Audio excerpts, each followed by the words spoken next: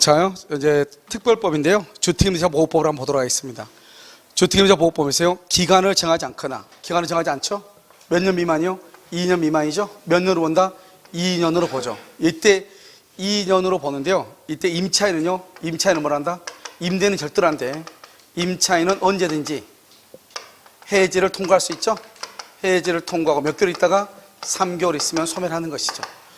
이것은 여러분 뭐가 똑같냐면 갱신 요구권을 행사도 마찬가지예요. 그래서 임차인이 만약에 갱신을 요구했잖아요. 갱신 요구권 행사해서 그러면 2년으로 보죠. 2년간 사는 것이 아니고 임차인은 또 언제든지 나갈 수 있는 거예요. 3개월 있다가 나오면 되죠. 2년 미만으로 정했다는 말은 만약에 예를 들어서 1년으로 정했다 이 말이잖아요. 1년. 이런 경우는 누가요? 임대인은 절대로 안 돼요. 2년 미만 1년으로 정하죠. 그러면 임차인은 1년을 주장하든지 2년을 주장하든지 임차인은 선택할 수가 있는데요. 이건 누구의 선택이다? 임차인이요. 임대인은 선택권이 없어요. 알겠죠? 3번 임대차 기간이 끝났죠. 끝났는데 문제는 보증금을 반환 못 받았죠. 그럼 보증금의 반환과 목적물의 인도는 무슨 관계예요? 동시이행이죠. 동시이행이라는 것은 타인의 부동산을 점유해도 불법행위가 된다 안 된다? 안 되는 거잖아요. 그래서 우리 법에는 그냥 주택임대차 보호법에서는요. 보증금 받을 때까지 임대차가 끝난 상태에서 임대차 관계가 존속하는 걸로 봐주는 거예요. 법에 의해서. 알겠죠? 그래서 법에서 봐주니까 일단은요. 임대차가 끝나서 임대차 목적물을 점유해도 적법이다 불법이다? 적법점유죠. 손해배상 책임이 있다 없다? 없죠. 대신 사용이익은 반환해야 돼. 알겠죠? 적법이지만 뭐는 반환한다? 사용이익은 반환해야 돼. 그래서 차임 상당히 사용이익이죠. 자, 묵시적 갱신, 법정 갱신이죠. 이런 묵시적 갱신은 이번에 바뀌었죠. 몇 년을 보죠? 2년으로 보다. 언제든지 나간다 할 수 있다. 몇 개월이 지나면 3개월이 지나면 끝나는 대로 봐봐요. 이때 묵시적 갱신은 임대인은 언제부터 언제까지? 임대인은 언제부터 언제까지죠? 끝나기 6개월에서 몇 개월 전까지? 이런 바뀌었어. 2개월 전까지로. 임차인은 몇 개월? 2개월. 전에는 1개월 했잖아요. 2개월로 바뀌었단 말이죠. 그래서 전과 동일한 조건으로 다시 갱신된 것으로 보는 것이죠. 아시겠죠? 그 다음에 우리가요, 이 묵시적 갱신하고 갱신 요구권하고 약간 차이가 있죠. 예를 들어서 2년, 원래 처음에 2년을 계약했어. 그런데 여기요, 6개월에서 2개월 사이에 무슨 얘기를 해야 되는데 안 했어. 안 했어. 그럼 다시 몇 년이 다시 연장되죠? 다시 묵시적 갱신으로 2년이 연장되죠. 여기서 이제 이 사람이요, 갱신을 요구했어. 갱신을 요구하죠. 갱신 요건도 똑같이요. 6개월에서 2개월에 갱신 요건도 6개월에서 2개월, 임대인은요. 임차인은 몇 개월이죠? 2개월이죠. 이 기간 안에. 그래서 임차인이 2개월 기간 안에 갱신을 요구하죠. 그러면 다시 여기서 다시 또 몇 년이다? 2년. 그래서 묵시적 갱신으로 2년. 원래 계약이 2년, 묵시적 갱신으로 2년, 그다음에 갱신 요구로 2년. 이렇게 살 수 있는 거예요. 묵시적 갱신이든 갱신 요구든 어느 경우이든 간에 관계없이 임차인은 언제든지 나간다고 할 수 있고 몇 개월이 지나면 3개월이 지나면 계약은 뭐가 된다? 해지가 되는 것이죠. 이때요.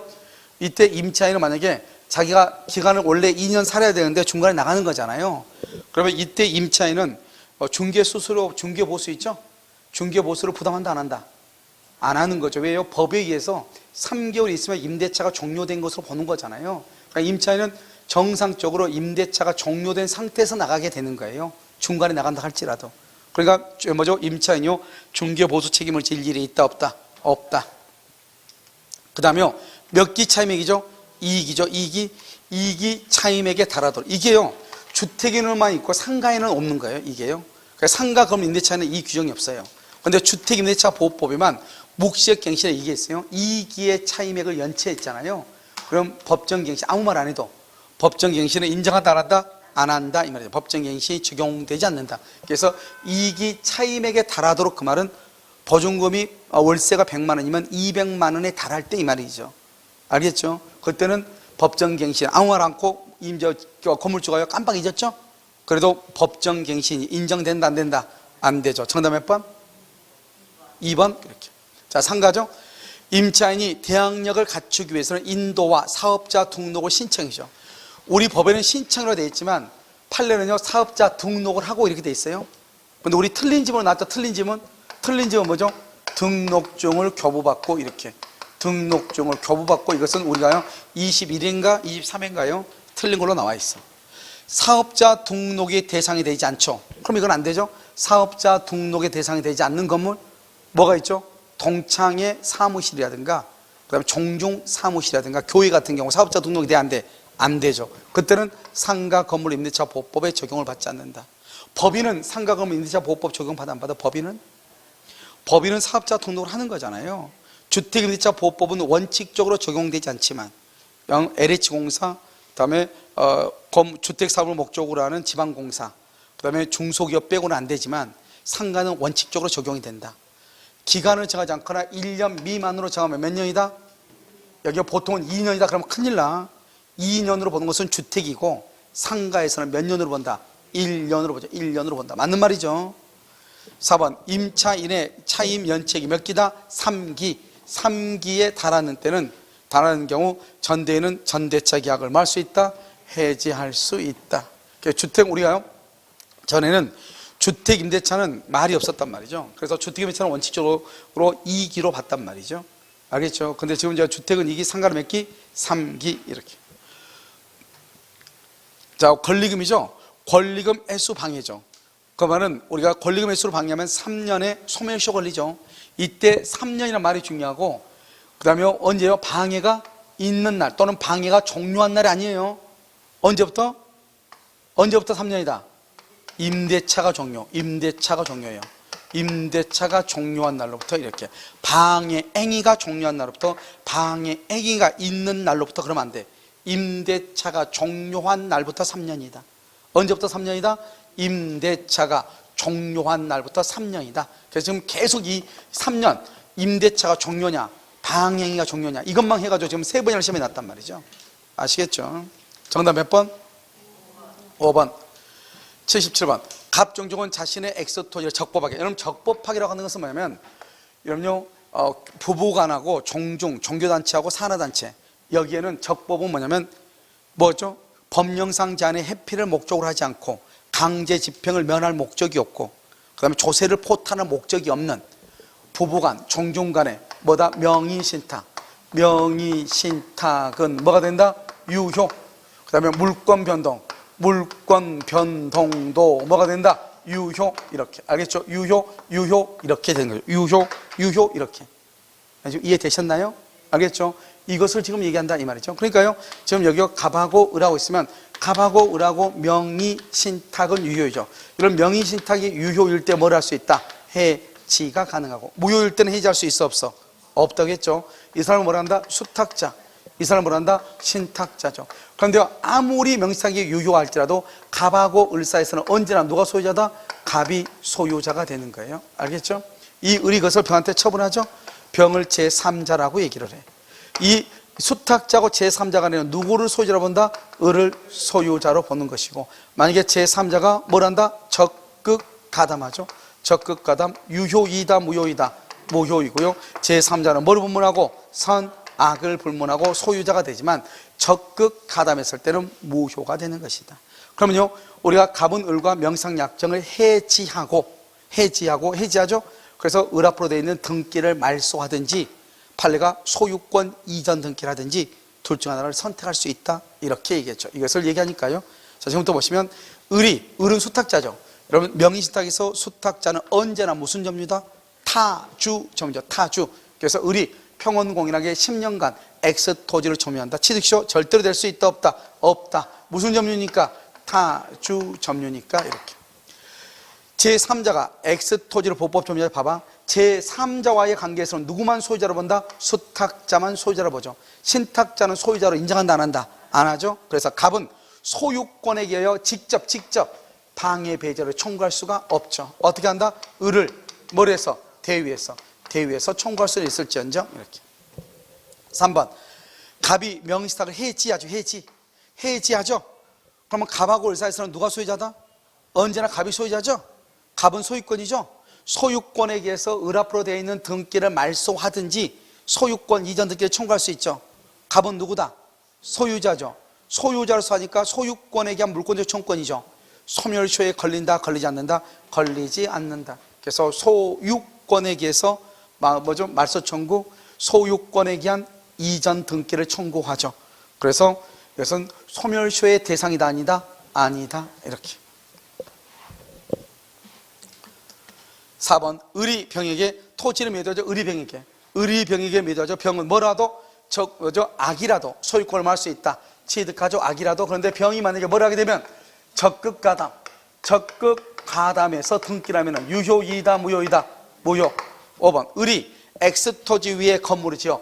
토지 위에 건물을 지어 소유하던 중 명의신탁이 뭐가 돼서 해지. 명의신탁이 뭐가 됐다? 해지가 됐다. 그럼 봐봐. 여기 절대로 우리가요 관습상 법정지상권을 취득한다. 틀렸죠? 지상권을 취득하지 못하는 것. 알겠죠? 지상권 취득하지 못하는 건 뭐가 있어? 법정지상권 안 되는 거 환지, 환매, 또 채권자 취소권.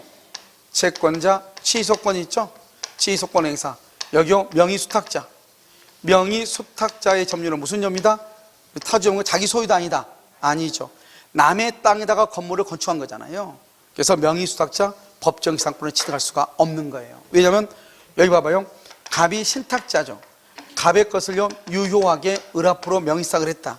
그래도 을은 갑하고 을 사이에서는 항상 누가 소유자다? 신탁자가 소유자다. 수탁자는 소유자다 아니다? 아니다. 그런데 여기다가 수탁자가 여기다 건물을 지었다. 그러면 등기부상으로 제3자가 봤을 때는 동일하죠. 그런데 신탁자, 수탁자 사이에서는요 갑의 토지 위에다가 을이 건물을 건축했죠. 토지와 건물의 소유자가 동일하다, 동일하지 않다? 동일하지 않다.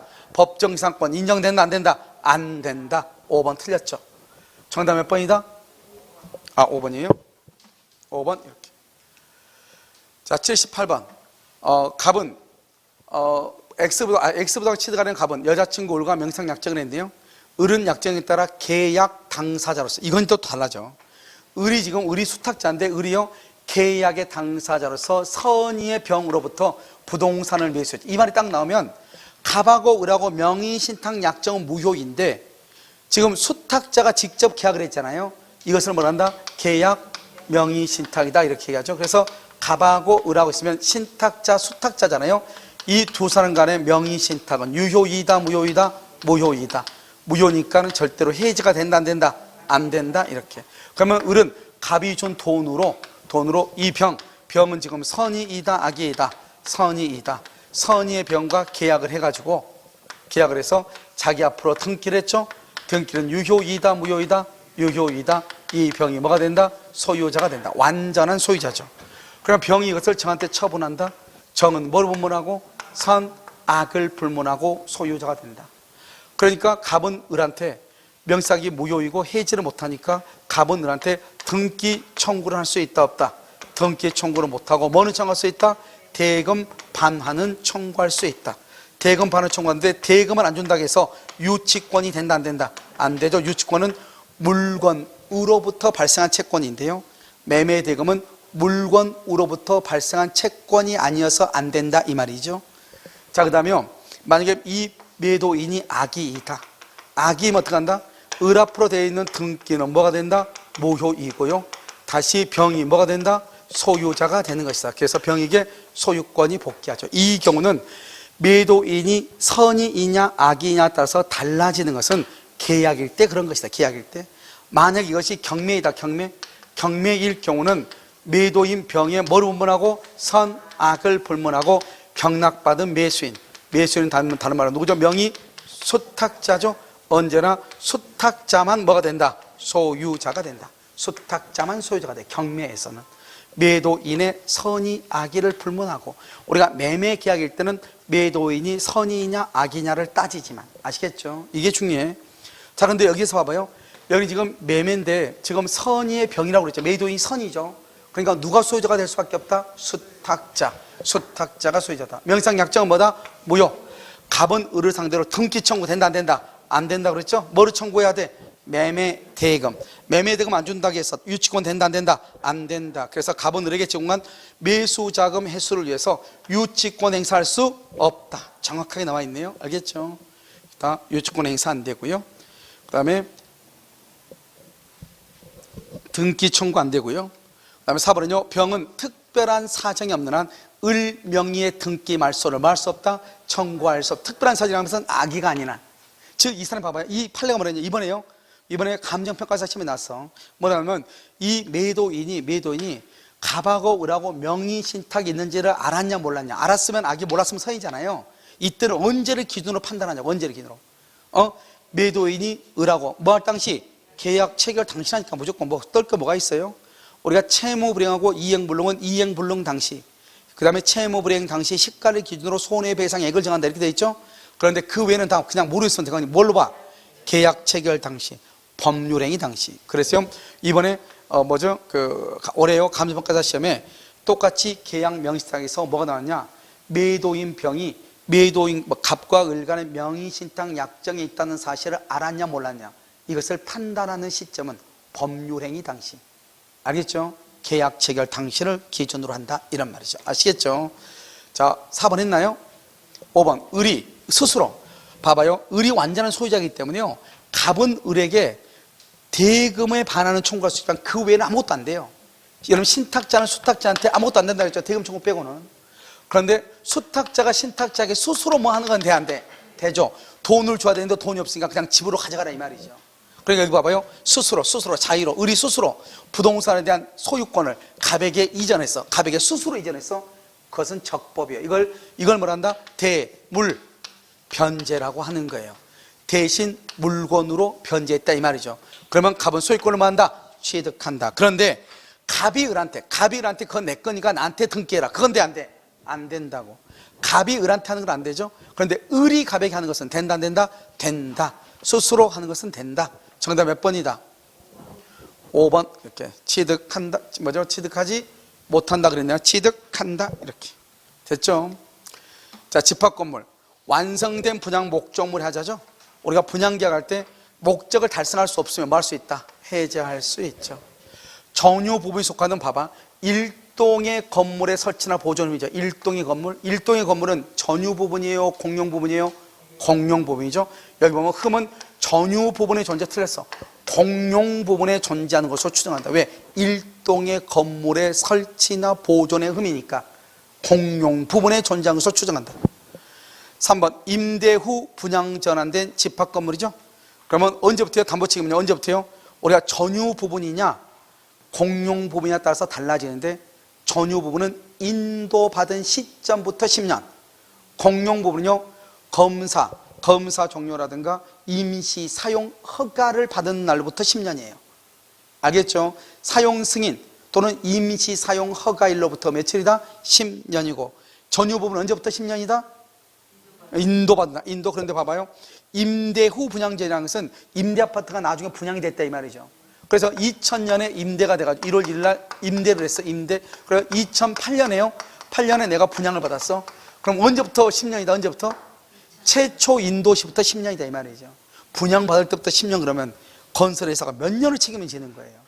최초 인도시부터, 최초 인도받은 때부터 10년이다. 인도받은 시점을 기준으로 10년이다. 이렇게. 분양자가 아닌 시공자도 책임을 지죠. 예전에는 분양자만 책임지는데 지금 분양자, 시공자 둘 다 책임을 져. 알겠죠? 담보 책임. 5번 집합 건물에 하자가 발생했죠. 하자 보수에 가늠하는 손해배상이죠. 여러분 손해배상 청구권은요 현재 구분 소유자, 현재 소유자가 청구하는 것이고요. 그 다음에 하자가 발생해서 보수가 필요하게 된 시점에 발생한다 이렇게 돼 있죠. 그래서 이건 손해배상 청구권은 현재 구분 소유자, 현재 소유자. 정답 몇 번이다?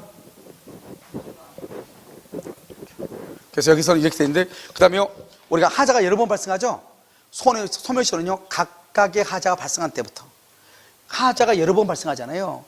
그러면 각각의 하자가 발생할 때부터 별개로 소멸시효가 진행하는 거예요. 알겠죠? 자, 정답 몇 번이라고? 2번. 마지막이요. 80번. 갑은 을에게 빌려준 1000만 원을 담보. 여기 봐봐. 빌려준 그랬죠? 빌려준 1000만 원, 여기서 뭐란다? 소비대차라고 그래. 우리가 가등기 담보는 소비대차하고 준소비대차만 돼요. 그래서 을의 X토지 1억 원의 가등기를 했다. 가등기 담보죠? 그 다음에 1번이 가등기죠? 토지예요. 갑은 을에게요 빌려준 1000만 원이죠? 그래서 여기 갑이 뭐를 했다? 가등기를 했고요. 그 다음에 여기 병이 뭐를 했다? 저당권을 설정을 했네요. 이 사람을 후손이 권리자죠? 후손이 이렇게요. 을이 청산기간이 지나기 전, 그러면 안 돼. 청산기간이 지나기 전 청산금의 양도는 후순위한테 대항할 수가 없어요. 왜냐하면 청산 절차는 무슨 규정이라고 그랬죠? 강행 규정이니까요. 청산 절차, 여기도 또 나는 청산 기간이 지나기 전 갑이요, 가등기한 본등기 하죠? 그럼 그건 무조건 무효가 돼. 청산 기간이 지나기 전에 본등기는 무효가 돼. 그런데요, 다시 청산 절차를 거치면, 다시 청산 절차 거치죠? 그러면 유효가 돼. 유효, 이렇게. 3번, 의뢰 채무 변제 의무와 가등기 말소는 무슨 관계다? 동시이행이다. 이것은 뭘 얘기하냐면, 우리가 이제 청산을 할 때 채무 변제 의무하고 가등기 말소는 동시행이다. 이렇게 돼 있나요? 이건 두 가지로 봐야 돼요. 이러면요, 청산 절차가 종료하죠. 종료하면 여기서 어떻게 한다? 청산금 반환과 알죠? 등기 말소, 청산금 반환과 가등기와 본등기 및 그다음에 목적물의 인도는 무슨 관계다? 동시이행이에요. 이 두 가지가 동시이행이에요. 그런데 그러면 채권담보, 우리가 채권담보 목적의 가등기, 채권담보 목적의 저당권, 근저당권, 말소 있죠? 말소하고 채권의 변제는 동시이행이다 아니다? 이건 절대로 동시이행이 있을 수 없어. 채권이 무조건 주된 권리고 등기가 무조건 종된 권리예요. 그러니까 동시이행이 있을 수가 있다 없다? 없다. 그래서 여기 뭐라고 했어? 채무 변제하고 등기 말소라잖아요. 여기 이게 청산 절차가 종료가 되면은 청산금을 지급하고 그다음에 본등기에 기한 가등기한 본등기와 목적물을 인도해 줄 의무는 동시행이지만 이건 동시행이에요. 청산 절차가 종료하면. 그런데 채권 담보의 목적으로 설정된 가등기, 저당권, 근저당권 등기의 말소는 변제와 절대로 동시행이다 아니다? 아니다. 알겠죠? 그것은 우리가 동시행 항변권에서 나오는 거란 말이죠. 알겠죠? 절대로 동시행 그러면 안 돼. 그럼 여기 채무 변제와 가등기 담보에서 가등기 말소는 동시이행이다 아니다? 아니다. 3번 틀렸죠. 병은 청산기간이 지나면, 청산기간이 2개월이죠? 2개월이 지나면 채권의 병이 그냥 후순위죠. 그럼 후순위는요, 후순위 권리자의 3대 원칙 기억나요? 후순위 권리자의 3대 원칙 가등기 담보에서. 그럼 후순위 권리자는 어떻게 하죠? 후순위 권리자는 청산 기간 내 변제기 전이라도 뭘 할 수 있어? 경매를 말 수 있다, 청구할 수 있다. 이게 후순위 권리자 3대 원칙이잖아요. 여기 청산 기간이 지나면 그랬잖아요. 변제기가 도래하기 전이라도 그랬잖아요. 뭐써 틀렸잖아요. 지나면 그러면 돼, 안 돼? 안 돼요. 변제기 내 이래야죠. 5번, 갑의 가등기 담보권 실행을 위한 경매 절차에서 X 토지의 소유권을 정의 취득했다 이 말이죠. 그러면 정의 취득하면 여러분 경매죠. 경매가 되면 말소 기준 권리죠.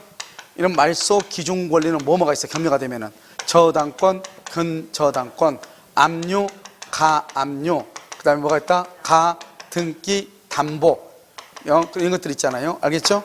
그러니까 이렇게 저당권, 근저당권, 압류, 가압류, 가등기 담보죠. 이런 것들은 경매가 되면 무조건 뭐 한다? 소멸하잖아요. 그러니까 이것을 우리가 15조에 보면 그렇게 돼 있어. 소재주의 그래가지고 가등기 담보는 경락으로 인해서 소멸한다고 돼 있어. 알죠? 경매가 되면 당연히 뭐가 된다? 소멸한다 이 말이에요. 무슨 말인지 알겠죠? 당연히 소멸하는 것이다 이렇게. 됐죠 지금? 이것을 뭐라 한다? 가등기 담보는 말소 기준 권리에 속한다 이 말이죠. 그리고 가등기는 말소가 되니까요. 이때 가등기 담보권자는 정해진 채권 신고 기간 안에 채권 신고를 하게 되면은 그때는 청산금이 경매 대금에서 우선 변제를 받을 수 있다 없다? 있다 이런 말이죠. 채권 신고하지 않으면 받을 수 있다 없다? 없고, 만약에 가등기 담보권이 경매가 되죠. 그러면 가등기 담보권은 저당권으로 보거든요. 그런데 언제부터 저당권으로 본다? 언제부터 저당권으로 봐? 가등기 담보가 설정된 때부터 저당권이 설정된 것으로 봐. 경매가 청구된 때부터 저당권으로 보는 것이 아니고, 가등기 담보권은 경매가 되면 저당권으로 봐. 근데 언제부터 저당권이 설정된 것으로 보느냐? 가등기 담보권이 설정된 때부터 저당권으로 봐. 그러니까 뭐가 있다? 가등기 담보도 똑같이 저당권처럼 똑같이 우선 변제권이 있고 물상대의성이 있는 거예요. 그래서 가등기 담보도 물상대의권이 있다 없다? 있다 이런 말이에요. 무슨 말인지 알겠죠? 그래서 여기까지가요. 우리가 이제 1회 모의고사에 가는 것이고요. 여러분 2회 모의고사는 이번 주 목요일 날 있죠. 목요일 날이요. 강의 끝나죠. 강의 끝나면 바로 식사하지 않고 바로 끝나고 1시간 안에 볼 거예요. 무슨 말인지 알겠죠? 야간반도 강의가 끝나면요 바로 강의 끝나자마자요 1시간 하게 보고요. 그다음에 다음 주에는 이번 주는 내일 모레죠. 이번 주에는 민법이에요. 다음 주에는 개론이에요. 무슨 말인지 알겠죠? 그렇게 해서 볼 거예요. 됐죠? 해설은요 개론은 선생님이 별도로요 해설할 거예요. 저 선생님 사무실에서요. 그래서 여러분한테 동영상 제공할 것이고, 왜냐면 지금 뭘 하고 있냐면 그 기출문제 강의가 끝나면 여기서 할 거예요. 그렇죠? 그다음에 민법은요 항상 월요일 날 일단 해설하도록 그렇게 하겠습니다. 무슨 말인지 알겠죠? 그럼 내일은요 뭐라뇨? 오후에요. 오후에 민법 강의 노트 있죠? 그림 노트요. 뒤에 요약 있죠? 그 요약이 아직 안 해가지고요. 그 요약을요 빠르게요 해가지고 하도록 그렇게 하겠습니다. 알겠죠? 내일하고 모레하고. 됐죠? 자, 오늘 강의는요 여기까지 하도록 하겠습니다.